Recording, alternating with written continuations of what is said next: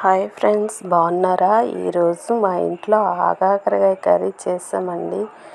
మా ఇంట్లో మేము ఎలా వండుకుంటామో ఆ విధంగా వండి చూపిస్తానండి.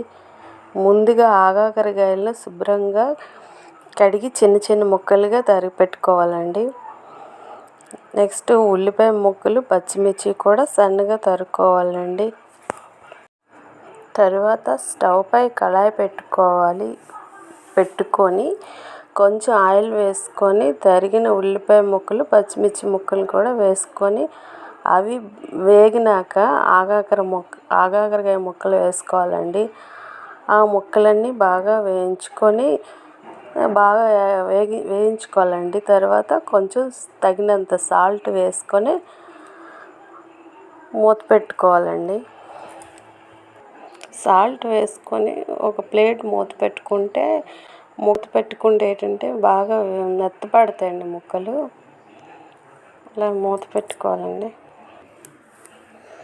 ముక్కలు బాగా మగ్గుతాయండి. మగ్గేంత వరకు అలాగా సిమ్లో పెట్టి అలా పెట్టుకోవాలండి. తర్వాత మూత తీసుకొని ఒకసారి అంతా మళ్ళీ బాగా కలుపుకోవాలండి.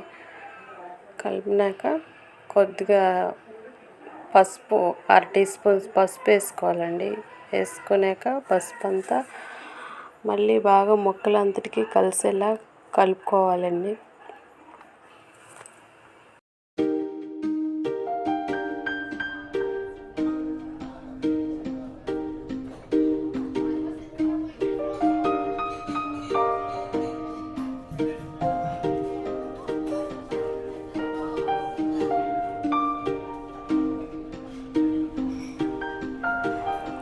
నెక్స్ట్ ముక్కలన్నీ బాగా మగ్గినాక కొంచెం మీరు తినే కారం బట్టి కారం వేసుకోండి.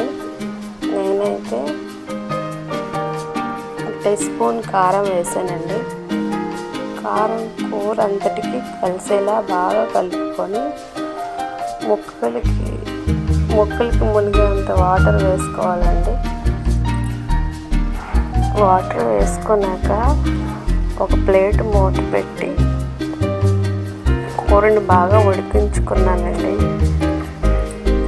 ఎంతలా అంటే నీరు ఇంకినంత వరకు కూడా కొంచెం దగ్గరగా పడే వరకు, కూర దగ్గర పడాక ప్లేట్ పెట్టి బాగా ఉడికించుకోవాలండి. ఆయిల్ అంతా పైకి తేలుతుంది కదండి, అలా పైకి వచ్చే వరకు బాగా ఉడికించుకోవాలండి.